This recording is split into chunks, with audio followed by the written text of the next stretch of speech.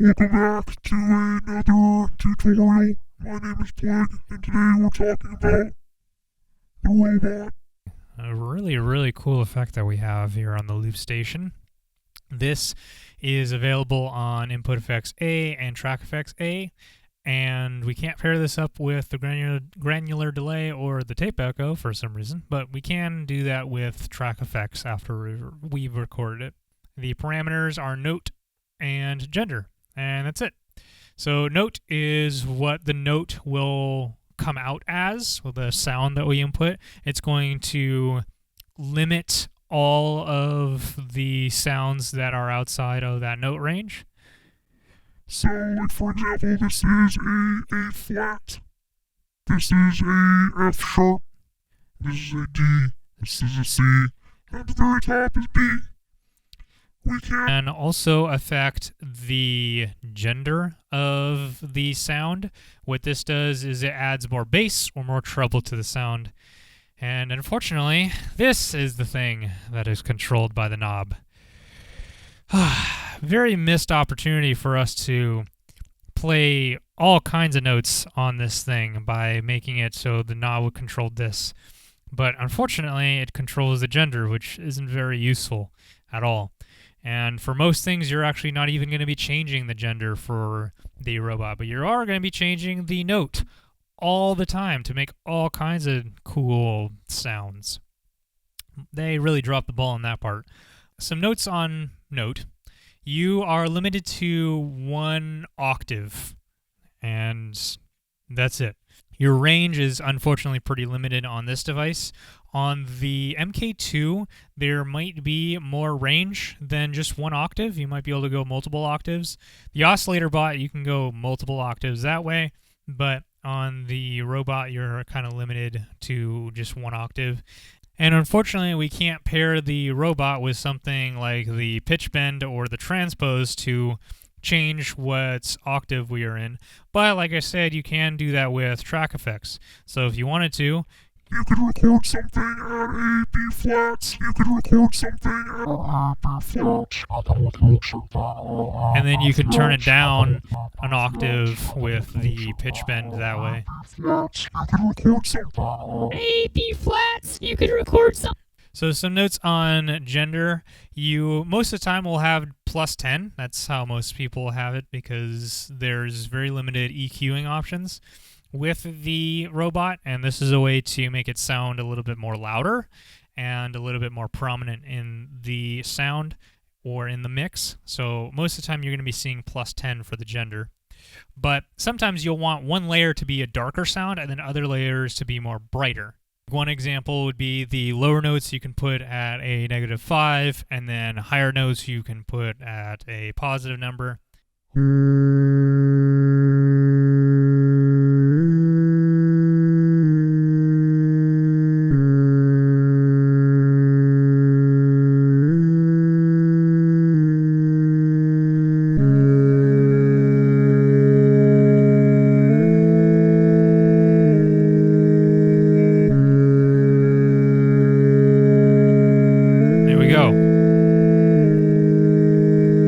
Just another way to EQ the robot to make it sound a little more dialed in. Most of the time you're going to have a positive gender, but this can change depending on how you EQ your robot. Speaking of EQ, you will often need to EQ the robot because it is not very powerful at all.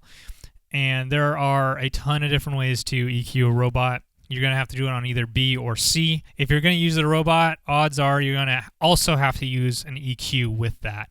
You can use the robot to auto-tune your voice, sort of. So the idea is that you will play with the note values as you're singing to actually auto-tune your voice to be in a specific note. So for example,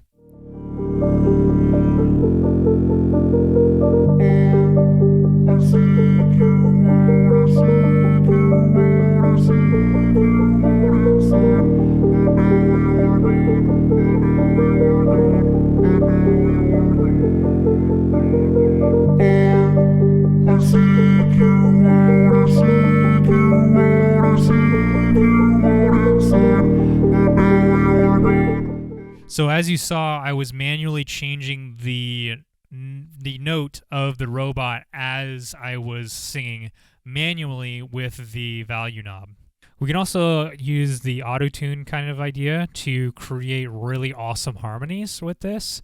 And this is where you'll see or hear the robot used most frequently, is to build up harmonies with the robot. So for example, we can make a multi-layer harmony here. I'll have like a general beat going.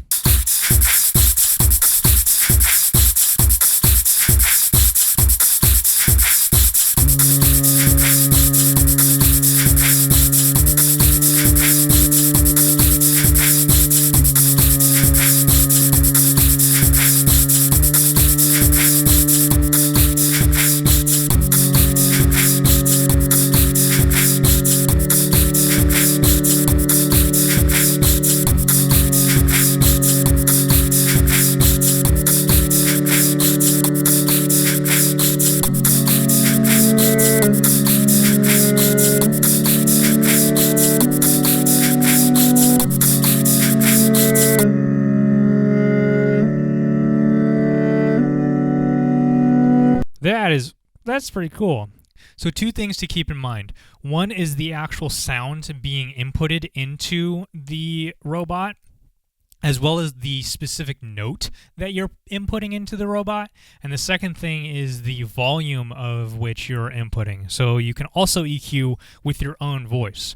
So in the last example of the robot harmony that I did, the first 2 layers I did just at a normal volume, but then the third layer I increased the volume of my own voice, so then the higher notes came out a lot more in the mix.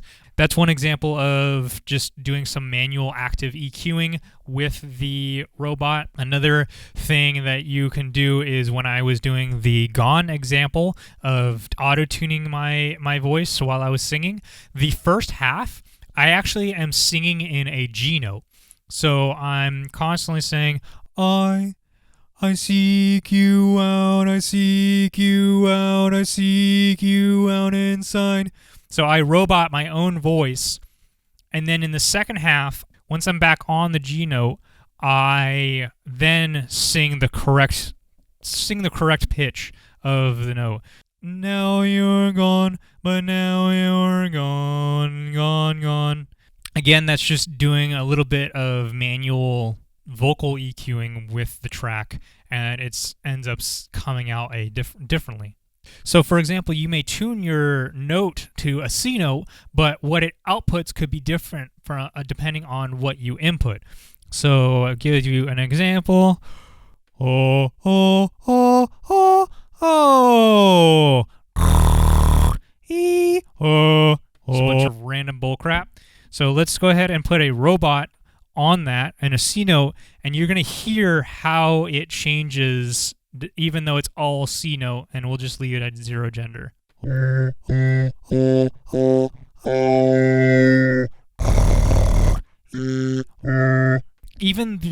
Without even adjusting the gender at all, we can even make our sound a little bit more brighter by just doing a higher note while we're singing. So one way we can play with that is we have the note, the octave that the robot is in can't be changed, but we can change our own octave, so we can sing a C note in 1 octave above the robot C note, and we can even have a more brighter harmonized sound with the robot.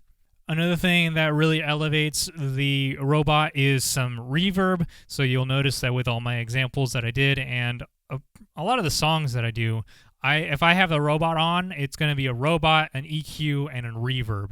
Whether that be the reverb on the input effects or even a reverb, it really elevates it. It sounds so nice, especially with a harmony. Yeah, awesome. Fun fact, if you combine a input effects reverb at a certain note with a track effects reverb at a different note, your loop station will actually catch on fire. No, it doesn't catch on fire, but it does sound very, very weird when you combine the two.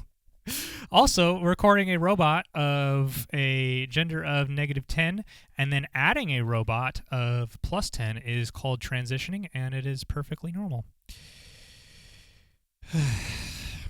Jokes aside, there is a glitch to be aware of when combining this with the pitch bend. Even if it's off, it will cause some auditory glitches to occur, and I'm not 100% sure why. I do know it is because of the pitch bend and not the robot that is causing the glitch to occur, because the pitch bend is buggy. But you'll learn all of that in my pitch bend tutorial.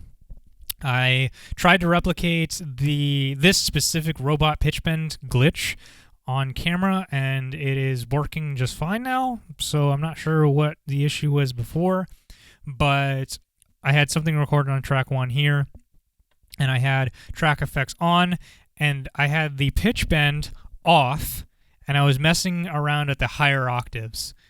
The higher octaves, as I was changing it, something recorded on the robot. Something recorded on the... As I was changing the higher octaves here, it was causing like this auditory popping sound that was very, very strange, but I can't seem to replicate it again. But if you're using the pitch bend to change something recorded on the robot, the octave or the tone of your robot, just be aware that that glitch can occur. Other than that, that is pretty much all there is to say on the robot. The robot is a really, really cool tool. It's a really cool effect, and there's a lot of things that you can use it for despite only having 2 parameters and pretty limited EQing skills. You can kind of play around and experiment and tune anything to whatever note within a very limited octave on this device. So go out there, make some harmonies, have fun with the harmonies. That's probably one of my favorite parts of using the robot for. But yeah, that's it. That's the robot.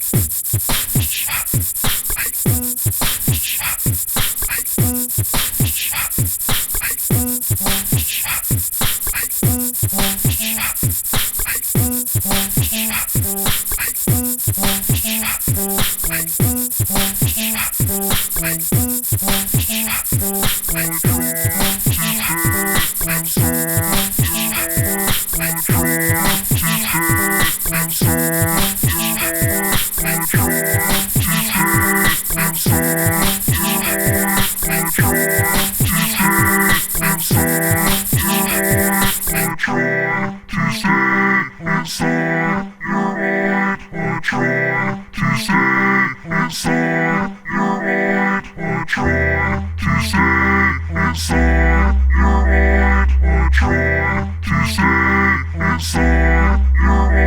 I try